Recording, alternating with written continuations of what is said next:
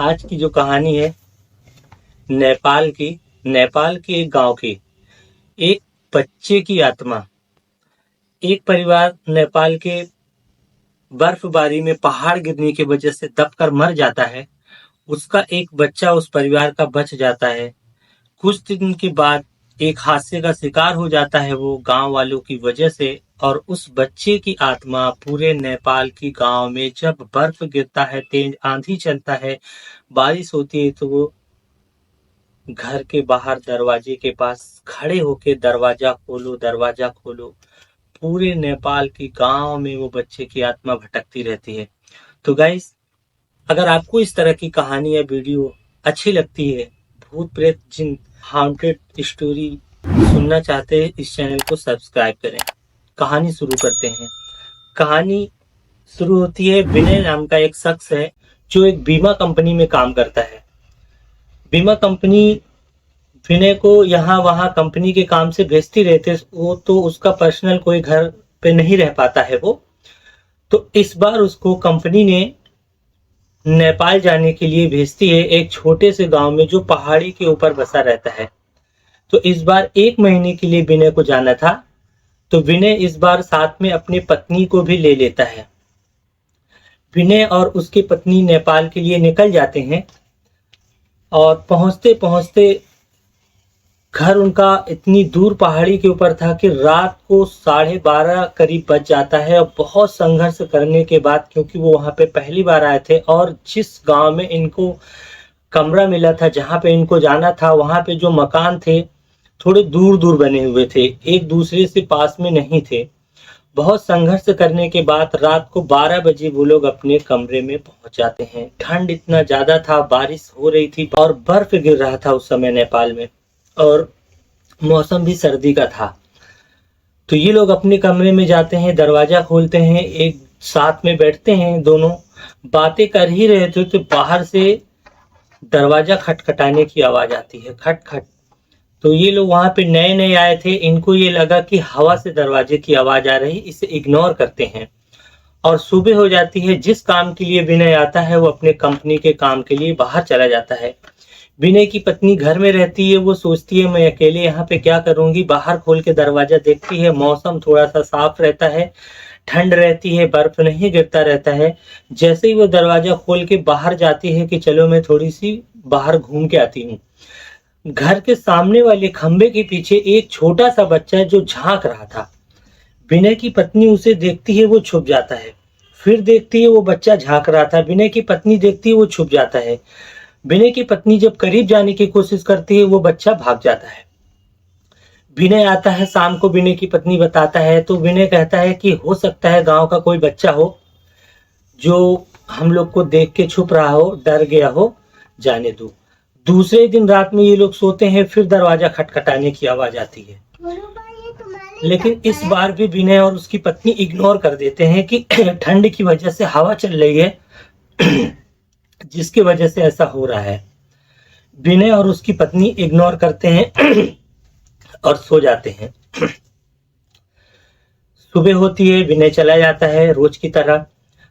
विनय की पत्नी आज दरवाजा खोलती है, वो बच्चा फिर छुपा रहता है। विनय की पत्नी दौड़ लगा के उस बच्चे को पकड़ती है, उससे पूछती है तुम कौन हो, तुम्हारे माँ बाप कौन है। वो कुछ नहीं बोलता।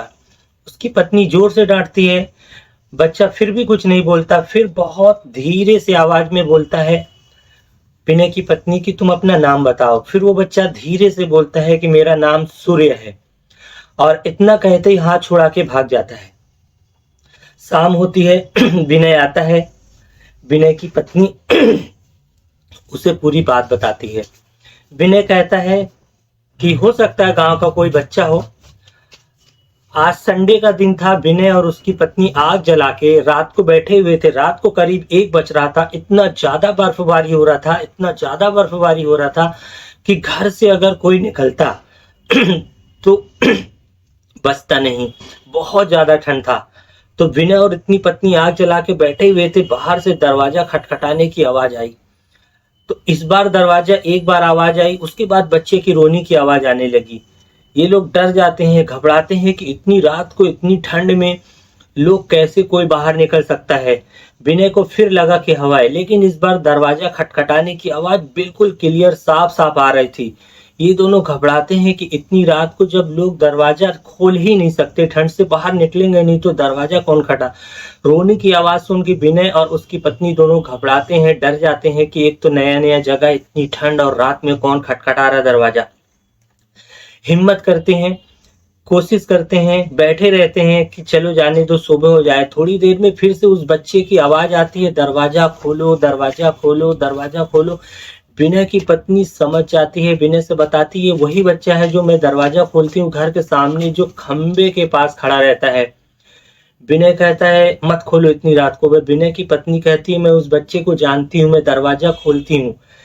विनय की पत्नी रात में दरवाजा खोलने के लिए जा ही रही थी कि उतने में विनय के घर का जो टेलीफोन होता है वो बजता है।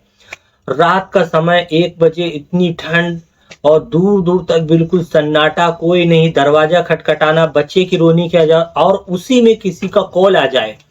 ये दोनों इतने डरे हुए होते हैं फिर भी हिम्मत करके कॉल उठाने के लिए रिसीवर के पास जाते हैं। जैसे विनय की पत्नी फोन उठाती है, एक औरत पास में पड़ोस में रहने वाली बोलती है जिससे आज सुबह विनय की पत्नी मिल के आती है।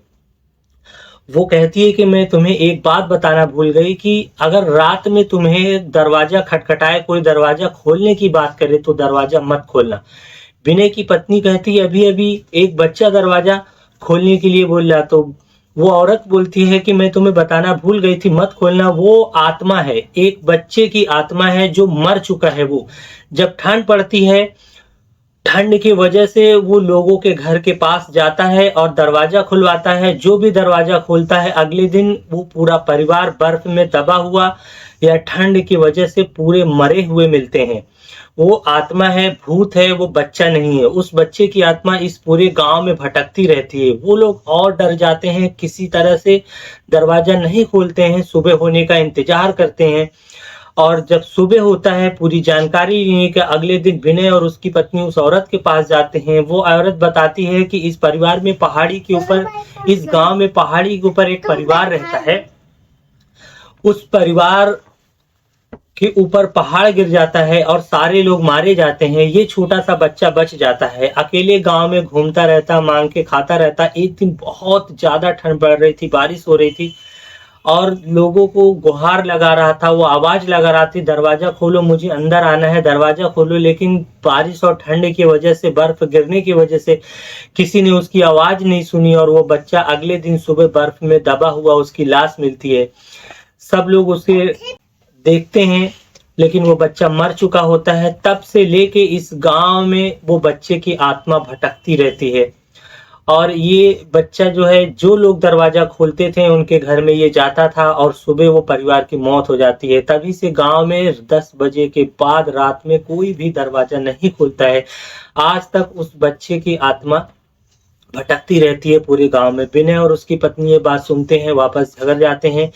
जी, जब तक उनको वहां पे रहना था, विनय की पत्नी के दिमाग में ये बैठ चुका था, दरवाजा खोलती कभी वो बच्चा दिखता कभी नहीं दिखता, लेकिन एक डर उसके मन में बैठ गया। अब जल्दी जल्दी वो लोग अपना वहां से काम खत्म करते हैं और वो वापस आते हैं और ये बताते हैं। तो गाइस, ऐसी भी घटनाएं अपने यहाँ होती रहती हैं और किसी की आत्मा भटकती रहती है। अगर आपको इस तरह की कहीं कोई कहानी, कोई किस्सा पेश आए तो आप लोग घबराओ नहीं, सावधान रहो, सतर्क रहो, अपना और अपने परिवार का ख्याल रखें।